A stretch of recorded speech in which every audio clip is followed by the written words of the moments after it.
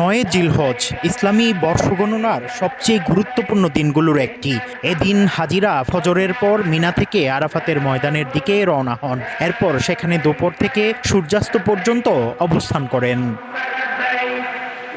আরাফার দিন এমন এক ঐতিহাসিক দিন যেদিন হজরত আদম আলাইহিসসালাম ও হাওয়া আলাইহাসসালাম আরাফাতের ময়দানে পুনর্মিলিত হয়েছিলেন। আর এই ময়দানেই নবীজি হিজরতের 10ম বছরে উপস্থিত লাখো সাহাবীর সামনে দিয়েছিলেন বিদায়ী হজের ঐতিহাসিক ভাষণ, যেখানে তুলে ধরেন মানবাধিকার, নারীর অধিকার, জীবন মর্যাদা ও ইসলামী ভ্রাতৃত্বের ঘোষণা।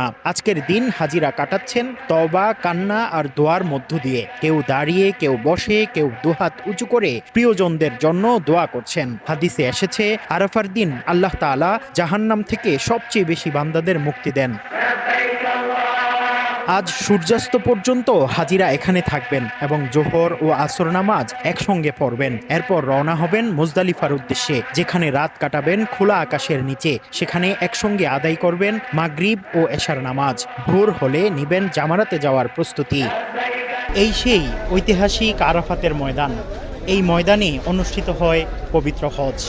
নবী করিম সাল্লাল্লাহু আলাইহি ওয়াসাল্লাম এই আরাফাত সম্পর্কেই বলেছেন, আল হাজ্জু আল আরাফাতু, আরাফাই হচ্ছে হজ।